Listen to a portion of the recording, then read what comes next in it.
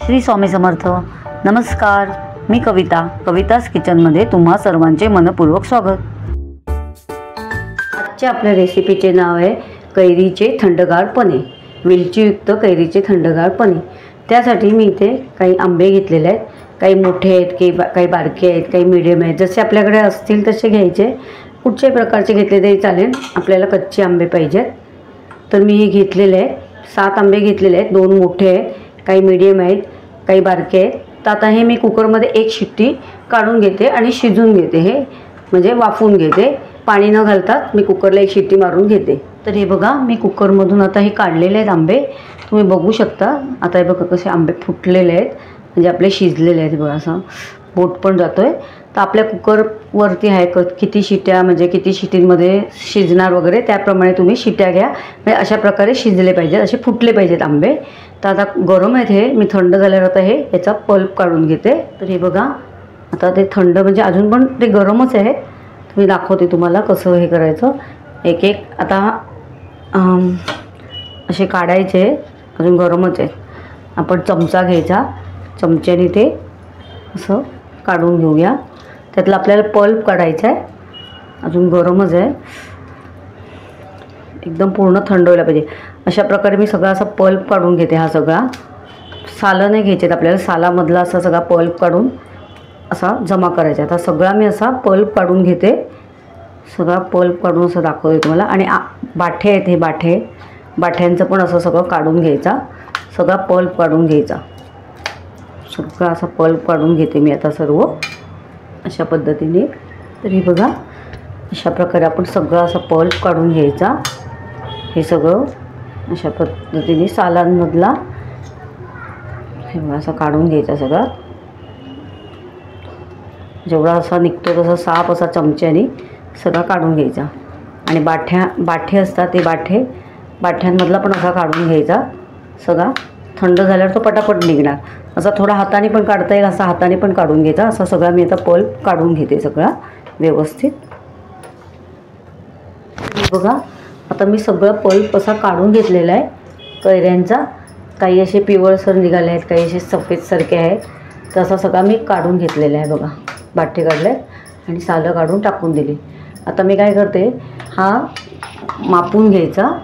Pulp आहे मापून घ्यायचा. जेवढा पल्प असेल तेवढी साखर किंवा गूळ. तुम्हाला साखरेत करायचे असेल तर साखरेत करा. तुम्हाला गुळामध्ये करायचं असेल तर गुळात करा. तर मी इथे साखर अर्ध गूळ याप्रमाणे मी घेणार आहे. बघूया आपण आता किती हे होते ते. तर बाठे काढून टाकायचे. तर या मापामध्ये आपण भरून बघूया किती होते ते.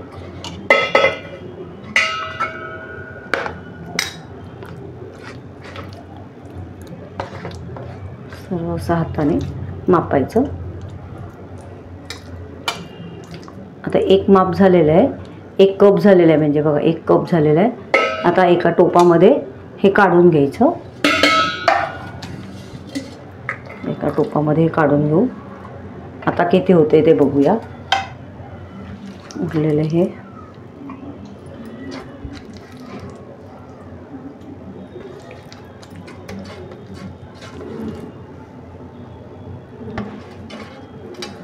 अशा पद्धतीने आपलं म्हणजे साधारण 1.5 पाऊण एवढं झालेलं आहे. कप, 1.25-2 कप झालेलं आहे. तेवढं घेते आता मी. आता एवढीच आपल्याला साखर आणि गूळ घ्यायचे. आपण आता त्याच्यामध्ये मिक्स करून घेऊ. तरी बघा, आता मी इथे साखर घेते मापून.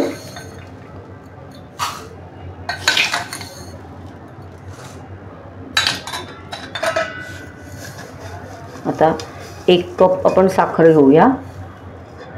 आणि अर्धा कप म्हणजे 1.5 कप झाले ना.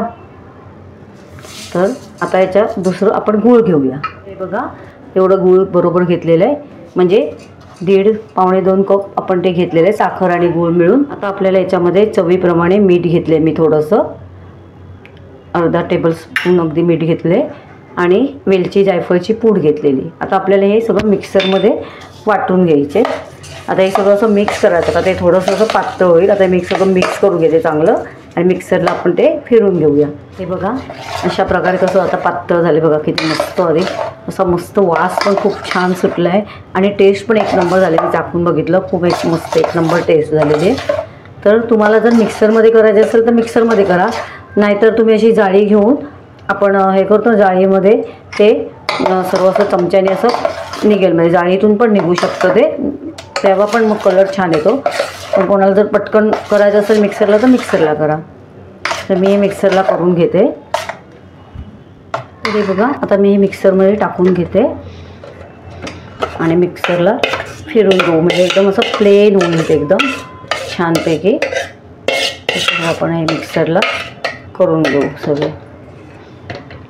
बघा आता मी मिक्सरला टाकून घेतले आणि आता फिरून घेते मस्त.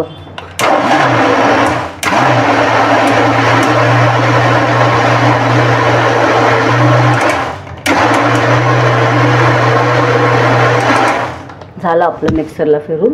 हे बघा आता हे बघा झालं आपलं. आता आपण काढून घेऊया. हे बघा हे झालेलं असं तुम्ही काढून एका बरणीत, काचेच्या बरणीमध्ये भरून ठेवू शकता पाणी न घालता. आणि जेव्हा वाटेल पाहिजे असेल तेव्हा तुम्ही ग्लासामध्ये हे काढून घ्यायचं, बर्फ वगैरे टाकून चमच्याने काढून घ्यायचं आणि करून घ्यायचं. पण तर मी तुम्हाला करून दाखवते. हे बघा आता मी या काचेच्या बरणीमध्ये काढते. आता माझ्याकडे आता मोठी बरणी नाही आहे, बारकीच आहे, त्याच्यात राहील पण. आणि उरलेलं आहे त्याचं मी आता मस्तपैकी पन्हं करते. हे एवढं ठेवून देते आणि जे राहिलं आहे त्याचं मी आता पन्हं करते. मस्तपैकी आपले झालेली मस्त काचेची बरणी भरून तर उरलेल्याचं मी पन्हं करते. मी तुम्हाला करून दाखवते. आधी मी इथे घालते बर्फाचा खडा. तर तुम्हाला पाहिजे असेल पण थंडगार मस्त बर्फ असलं ना एक नंबर लागतं पन्हं प्यायला. तर मी 2-2 बर्फाचे खडे टाकते इकडे. आता आपण काय करायचं, आपण हे जे आता आपण केलेलं आहे आता हे मिक्सरमध्ये आहे ते थोडं ते मी आता वापरते पन्हं करायला. जेव्हा आपल्याला पाहिजे असेल तेव्हा फ्रीजमधनं काढायचं मस्तपैकी आणि मस्तपैकी छान पन्हं करून प्यायचं थंडगार. उन्हातून आल्यावर, उन्हामध्ये तर एक नंबर.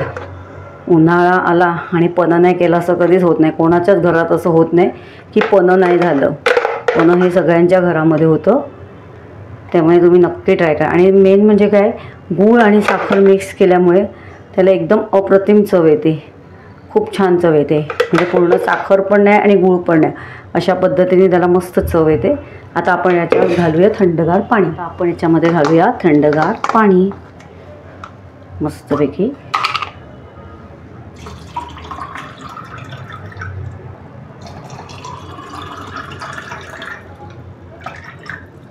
आता त्याला ढवळून घेऊया आपण.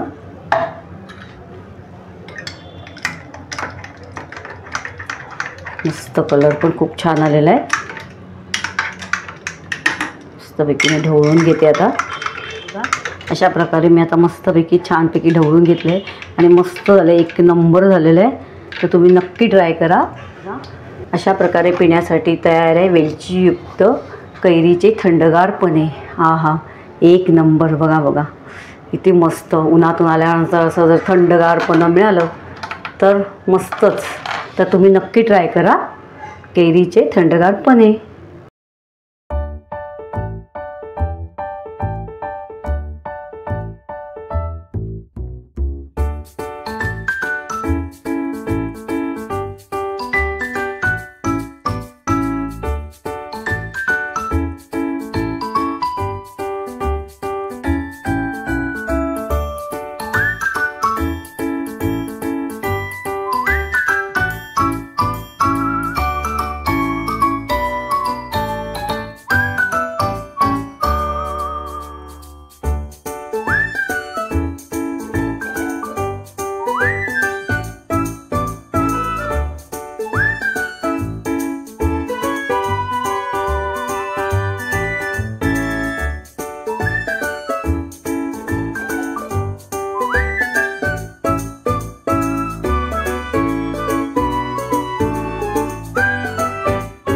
तुम्हाला जर माझ्या रेसिपीज आवडत असतील तर अशाच गोड तिखट नवनवीन रेसिपीज पाहण्यासाठी तुम्ही माझ्या चॅनलला सबस्क्राईब करा आणि बेल आयकॉनला प्रेस करा।